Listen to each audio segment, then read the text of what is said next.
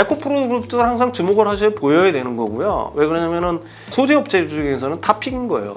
아까도 얘기했지만 수직 계열을 다 이뤘다. 니켈, 리튬부터 시작해서 전구체, 양극재까지 다. 그다음 배터리 리사이클링까지. 그러므로 해가지고 원가 경쟁력을 갖췄다. 최소한 다른 양극재 회사들에 비해서 20%에 30% 정도가 낮은. 그다음에 무엇보다도 그 하이니켈 양극재에 굉장히 특화돼 있다. 잘 만든다. 또 하나는 이제 비교적 안 오른 업종 중에 여러분들이 좀 주목해서 보셔야 될 거는 리튬 염을 갖다가 내재화하는 회사들이 있어요. 그러니까 리튬 염을 갖다가 다 중국 애들이 장악을 하고 있었어요. 그러니까 일단 리튬 염 가격이 중국 시장에서 200% 이상 올랐어요 지금. 근데 그걸 갖다 우리나라에서 만드는 회사가 있어요. 이제 양산 캐파가 거의 다 끝났어요.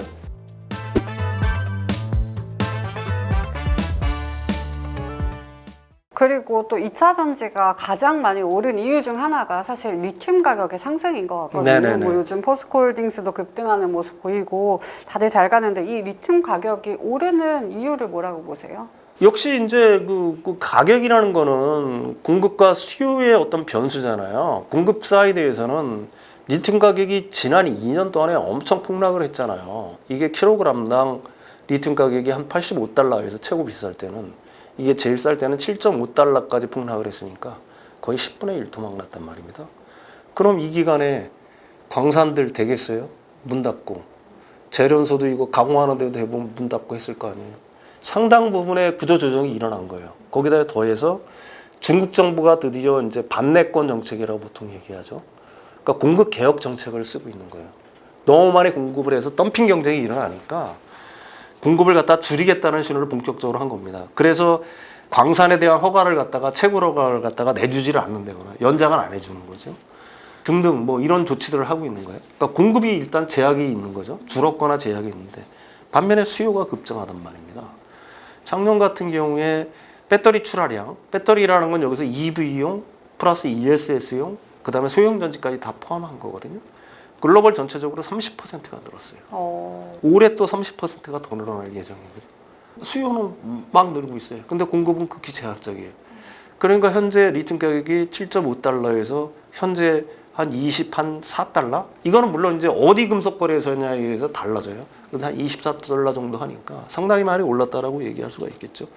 거기다가 이 리튬을 갖다가 과거에는 그냥 그저 그런 어떤 금속으로 취급했는데 이게 이제 각국에서는 전략 광물화 하고 있어요. 그러니까 우리나라 같은 경우도 10대 전략 핵심 광물 중에 하나라고 하고 있고 미국은 국가안보 필수 자산, 유럽연합도 전략 원자재로 분류를 하고 있거든요. 그러니까 리튬의 가치를 갖다가 알아보고 있는 거고요. 아까 앞에서도 말씀드렸지 공급은 제한적인데 수요가 굉장히 늘어나고 있다. 그러니까 리튬 가격은 올라가는 수밖에 없다. 이렇게 정리할 수가 있습니다. 간단하게 지금 가치가 굉장히 상승하고 있다라고 말씀을 해주셨는데 뭐 우리나라가 무전구체도 개발을 끝냈다고 하셨지만 사실 포스코처럼 중국의 의존도를 좀 줄이기 위해서 직접 리튬을 만들고 있는 기업들도 있잖아요. 이게 진짜로 실제로 상용화가 된다면 상용화 벌써 됐어요. 그러니까 이게 올해까지 그 포스코 홀딩스가 갖고 있는 리튬 캐파 생산 캐파가 얼마냐면은 9.3만 톤이에요. 9.3만 톤. 그러니까 이게 어느 정도 규모냐면 세계 한 4위에서 5위 정도의 리튬 생산 회사가 되는 겁니다. 우리가 익히 알고 있는 뭐 알버말, SQM, 뭐 중국의 텐치 뭐 이런 식으로 해서 한 5위, 4위에서 5위 정도 되는 규모. 근데 이게 성과로 이어지기까지 좀 시간이 걸리는 것 같아요. 왜 그러냐면 작년까지 엄청 이게 생산 원가 이하로 내려갔었잖아요. 지금 이제 램프업이 거의 끝나가지고 올해부터는 이제 본격적으로 수율이 잡히면서 양산 수율이 올라가는 거니까 이렇게 보셔야 돼요. 포스코 홀딩스가 갖고 있는 그 리튬은 두 가지 그 원천을 갖고 있습니다. 하나는 아르헨티나의 그 염수에서 채굴하는 리튬이에요. 이거는 생산 원가가 한 5달러 정도 돼요.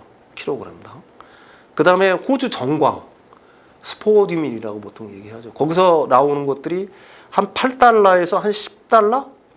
8달러에서 한 12달러 정도 해요. 원가 자체가. 근데 작년에는 생각을 해보십시오. 이 원가 자체도 안 됐잖아요. 작년에 한참 떨어질 때는.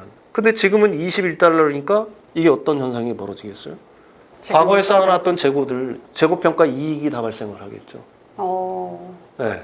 그 다음에 포스코 홀딩스가 갖고 있는 그 호주 정광에서 그 채굴하는 거라든지 아니면 염호에서 채굴하는 리튬의 순도가 굉장히 좋아요. 그래서 램프업이 전부 다 이제 거의 올 상반기 정도 되면은 거의 끝날 거라고 보고 있는데요.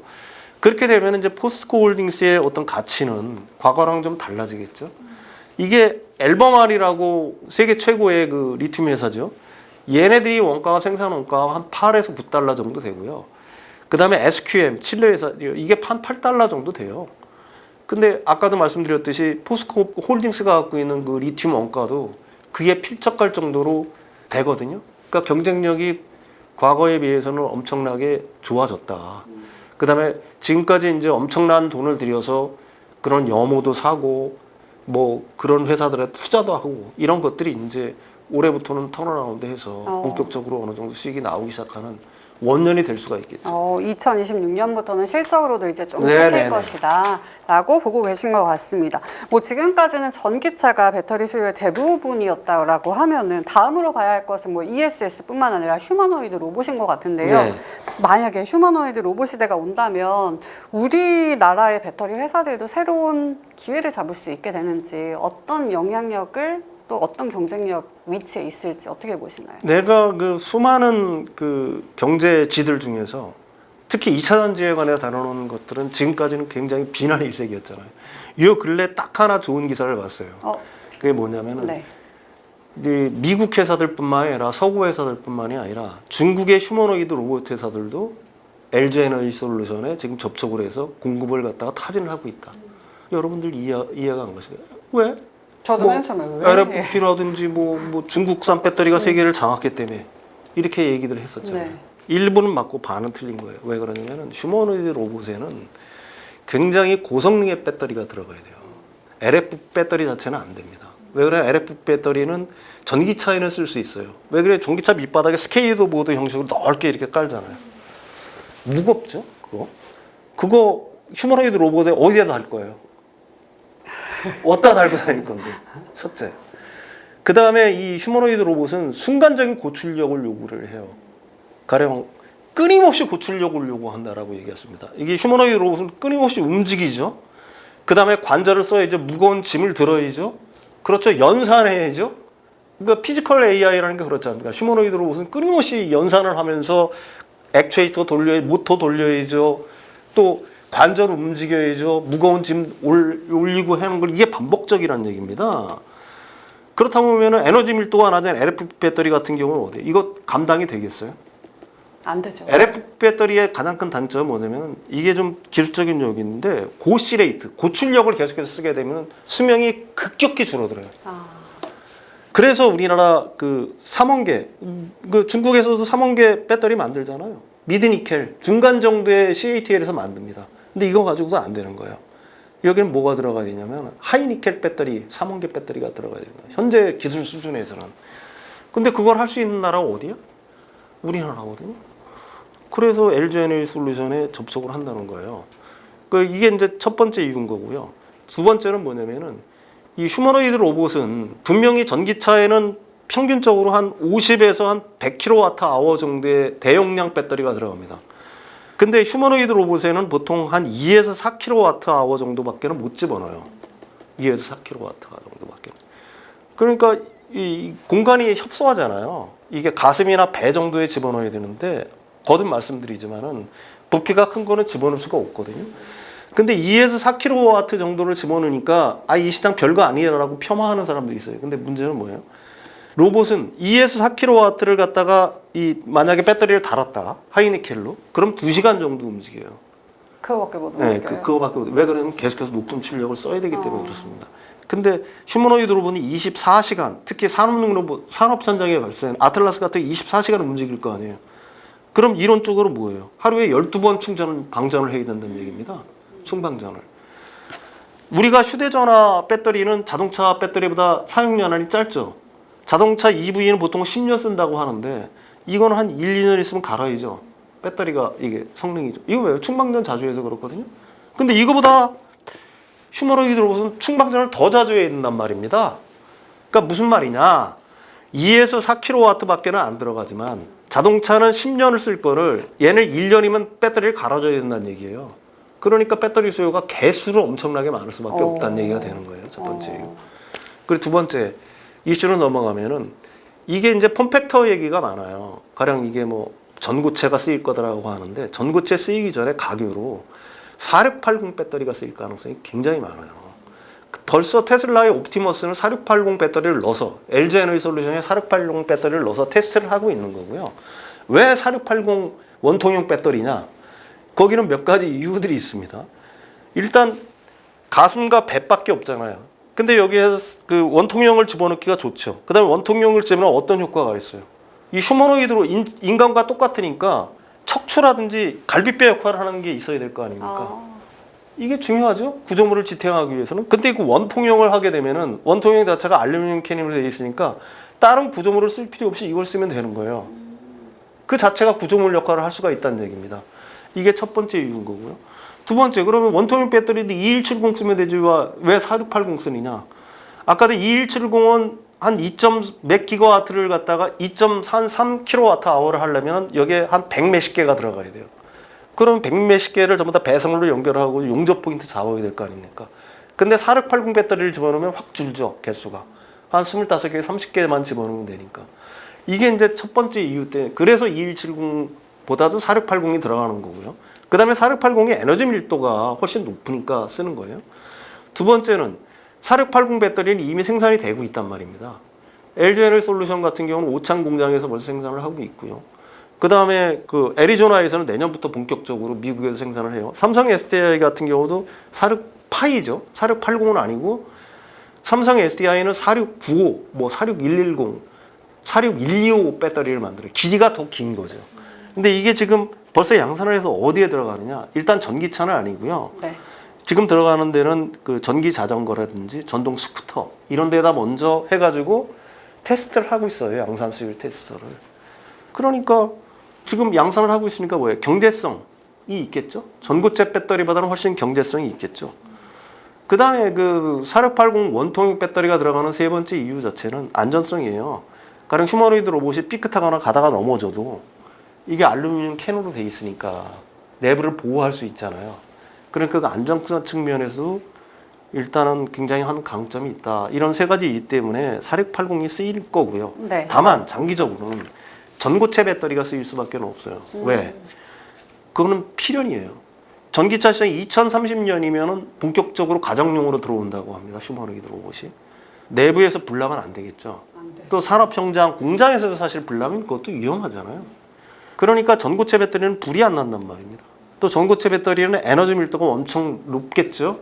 여기 분리막도 안 들어가지. 냉각할 필요가 없으니까 냉각 계통의 어떤 시스템들이 안 들어가니까 그 자체를 갖다가 양극화 물질로 채울 수 있으니까 지금 기존의 3개 하이니켈보다도 훨씬 더 에너지 밀도가 높고 가볍고 안정성 측면에서 우수하단 말입니다.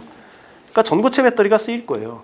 근데 전고체 배터리가 왜 휴머노이드 로봇에 먼저 쓰이냐? 전기차보다는. 네. 전기차에는 아까도 얘기했지만 큰 용량이 큰 배터리가 전고체 배터리가 들어가야 되겠죠. 이거 가격이 엄청 비싸겠죠. 근데 휴머노이드 로봇에서는 이것의 20분의 1 크기만 들어가면 되는 거예요. 용량 자체가. 그러니까 가격이 어느 정도 비싸도 그 전체적인 총액으로 놓고 보면은 그렇게 큰 비싼 게 아니니까 그 휴머노이드 로봇에서는 얼마든지 채용할 수가 있다는 얘기입니다.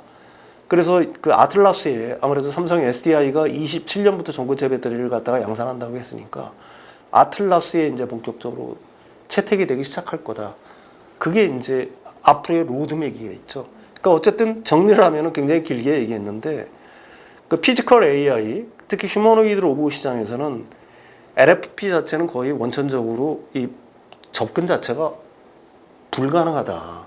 최소한 하이니켈 배터리를 써줘야 된다. 3만 개. 이게 이제 핵심이라는 얘기죠. 그러면 2026년을 본다면은 전기차 배터리랑 ESS 중에 어디를 조금 더 중요하게 봐야 될까요? 글쎄요, 그거는 뭐 어디가 더 중요하다라고 저는 뭐 얘기할 수는 사실은 없을 것 같고요. 어쨌든 기존의 EV 시장 자체에 ESS가 붙는 건 확실한 거거든요. 그러니까 ESS 부분에도 어느 정도 대응이 가능한 회사들이 있거든요. 그게 뭐 셀업체에서는 LG 에너지솔루션, 삼성 SDI도 이제 어느 정도 대응이 가능한 거고요. 그 다음에 이제 뭐 양극재, 소재단에서도 이제 그 ESS, LFP ESS 배터리에 대응해서 이제 쭉 뭐 준비를 하고 있는 기업들이 있지 않습니까? 그런 기업들이 수혜를 받을 수밖에 없겠죠. 예. 그럼 조금 더 다르게 표현하면 네. 2026년에 2차 전지를 바라보는 투자자분들이 지금 가장 중요하게 여겨야 할 키워드를 가지고 투자를 한다면 그 키워드를 뭐라고 주실 수 있을까요? 제가 세 가지로 정리를 네. 하려면은 사릭파이 배터리 이게 굉장히 중요한 게 될 거예요. 올해부터 본격적으로 퍼지는 해가 될 겁니다. 여기는 사릭파이 배터리는 아까도 얘기했죠. 휴머노이드 로봇뿐만 아니라 테슬라의 로보택시 있잖아요. 네. 사이버 캡인가요? 거기에도 이제 이게 본격적으로 배치가 되기 시작하면 이게 이 배터리가 쓰일 가능성이 굉장히 높아요. 그 다음에 수직 계열화가 굉장히 중요하다. 그게 뭐가 됐든지 간에 다시 말해서 양극재 업체 같으면은 앞에 그 광물단부터 시작을 해서 원재료부터 시작을 해서 전구체, 그 다음에 양극재까지 다 탈중국 공급망을 한 회사들. 탈중국 공급망이 탈중국. 굉장히 중요해요. 왜 그러냐면 북미 시장의 접근 자체가 거기서 엄청난 이득을 볼 수 있기 때문에 이런 어떤 세 가지 키워드에 좀 주목을 하셔야 될 거다. 저는 이렇게 보고 있어요. 네. 그러면 2차 전지 탑픽으로 국내랑 해외 기업을 딱 꼽아주시면 더 편하게 좀 공부를 하실 수 있을 것 같거든요. 글쎄요, 뭐 저는 해외 기업에서는 사실은 관심이 없고요. 국내 기업에서는 네. 우리가 지금 뭐 에코프로 굉장히 많이 올라왔죠. 에코프로 그룹주 전부 다가. 근데 에코프로가 가진 역량을 갖다가 우리가 무시할 수는 없다. 왜 그러냐면은 아까도 얘기했지만 수직 계열을 다 이뤘다. 니켈, 리튬부터 시작해서 전구체, 양극재까지 다. 그다음 배터리 리사이클링까지. 그러므로 해가지고 원가 경쟁력을 갖췄다. 최소한 다른 양극재 회사들에 비해서 20%에서 30% 정도가 낮은. 그다음에 유럽 진출을 한 게 굉장히 파괴적이다. 그러니까 유럽 시장에서 새로운 어떤 기존의 전방 고객사와의 어떤 계약이 있을 수가 있다. 기존에 가령 뭐 삼성 SDI라든지 SK온에만 납품을 했다라고 하면 거기에 따른 플러스 다른 그 배터리 회사가 붙을 가능성이 굉장히 높다. 그 다음에 무엇보다도 그 하이니켈 양극재에 굉장히 특화되어 있다. 잘 만든다. 그 이미 검증이 됐다. 이런 부분이 굉장히 강력한 거고요. 또 하나는 이제 비교적 안 오른 업종 중에 여러분들이 좀 주목해서 보셔야 될 거는 이 전해액 중에서 전해액의 한 40%에서 50%를 차지하는 게 리튬이염이에요. 원가로. 그러니까 리튬이염을 갖다가 다 중국 애들이 장악을 하고 있었어요. 그러니까 일단 리튬이염 가격이 중국 시장에서 200% 이상 올랐어요. 지금 최근 뭐 한 두 달 정도 후에 200% 이상 올랐습니다. 리튬이염을 갖다가 내재화하는 회사들이 있어요. 특히 리튬이염도 여러 가지가 있는데 이것도 약간 기술적인 문제인데 피전해질이라고 있어요. 이게 이제 기존에 널리 쓰이던 건데 LiPF6라고 해서 육불화 인산 리튬이염이라고 말도 좀 어려워요. 어렵네요. 요게 이제 기존에 널리 쓰이던 게 P전해질이에요. 근데 이거보다 한층 더 업그레이드 된 게 뭐냐면 F전해질이에요. F전해질. LiFSI라는 건데요. 그러니까 리튬이염이 뭘 하는 거냐면은 리튬 이온이 양극에서 음극으로 원활하게 움직여야 되잖아요. 이 움직임을 원활하게 돕는 걸 갖다가 하는 게 리튬이염이에요, 결국은. 이게 원활하게 돌아야지 에너지 빌드가 높고 이게 그 얘기를 해주는 거잖아요. 근데 리튬이염을 첨가를 해야 돼요, 반드시. 전해액에 리튬이염을 넣는데 기존에는 그 P전해질을 썼었어요. 아까 얘기한 LiF6를 썼는데 이거보다도 훨씬 그 성능이 뛰어난 게 F전해질. 그러면 이거 하게 되면 뭐냐면은 양극과 음극 사이를 더 빠르게 움직이고 이온을 갖다가 더 빨리 움직일 수 있게 해주고 또 코팅막을 형성해줘요. 그래서 배터리 수명을 늘려주는 효과가 있어요. 근데 이게 단점이 뭐냐면 비싸요. F전해질이 P전해질. P전해질에 옛날에는 한 5% 정도 이렇게 섞어 쓰는 정도였거든요. 근데 이 비중이 점점 높아지고 있어요. 10에서 20%. 아니면은 P전해질이 아니라 F전해질만 그냥 오로지 쓰는 그렇게 하기도 해요. 완전히 고성능 배터리에는. 근데 그걸 갖다 우리나라에서 만드는 회사가 있어요. 이제 양산 캐파가 거의 다 끝났어요. 그러니까 캐펙 숫자가 거의 끝났단 말입니다. 그 올해부터 이제 본격적으로 시작을 하는 회사들이 있어요. 그러니까 그런 어떤 아까도 얘기했지만 이런 얘기를 하는 이유는 이게 탈중국 공급망이잖아요. 그다음에 이게 핵심 소재예요. 핵심 소재. 네. 아직까지는. 그러니까 이런 기업들에 좀 주목을 해보시는 게 좋을 것 같다 이렇게 생각을 합니다. F전해질을 다루는 회사들 네. 그리고 에코프로 그 그룹주들. 에코프로 그룹도 항상 주목을 하셔야 보여야 되는 거고요. 왜 그러냐면은 그러니까 소재 업체 중에서는 탑픽인 거예요. 이제 항상 거기에 이제 과열 논란은 항상 있을 수는 있다. 네. 그다음에 변동성은 어느 정도는 있겠죠. 그건 어쩔 수 없는데 지금 유럽에서 공장을 가동하고 유럽 현지 법인을 만들고 이러는 걸 갖다가 가볍게 보시면 안 된다. 알겠습니다. 자, 오늘 많은 이야기 해주셨는데 마지막으로 2026년 2차 전지 시장을 바라보는 투자자들에게 조언의 한 말씀 부탁드릴게요. 제가 뭐 지난 몇 년 동안 계속 해온 얘기가 있지만 한국의 배터리 산업 같은 경우에는 지금까지 실적은 뭐 여러 가지 논란이 있어가지고 작년까지 실적은 굉장히 뭐 어려웠지만 올해부터 본격적으로 턴 어라운드를 시작하는 본격적인 해가 될 수가 있을 거예요. 그러니까 결국은 주가 투자의 관점에서 놓고 본다 그러면 주가라는 거는 결국 실적과 성장성의 함수라고 얘기할 수가 있는 거거든요. 실적이 지금 좀 미진해도 성장성이 확보가 된다라고 하게 되면은 그 부분에 대해서는 밸류를 갖다가 충분히 줘도 이상이 없을 거다. 그리고 중요한 건 뭐냐면은 우리 주력 산업 중에서 한국의 가령 뭐 몇십 년을 먹여 살릴 산업 섹터를 갖다가 고른다고 하게 되면 여러 섹터가 있겠지만 배터리 섹터도 그 중에 분명히 하나다. 이 부분에 대한 어떤 경쟁력을 갖다가 폄하하지 말자. 중국이 휩쓸었다 뭐 이런 식으로 얘기하는 건 굉장히 성급한 발상이다. 그리고 그런 믿음 안에서 투자를 하신다라고 하게 되면 뭐 좋은 결과가 있을 거다 이렇게 생각을 합니다. 알겠습니다. 자, 오늘 2차 전지 시장에 대한 핵심 변수와 전망에 대해서 이야기 나눠봤는데요. 함께 해주신 윤석천 경제평론가님 오늘 말씀 감사합니다.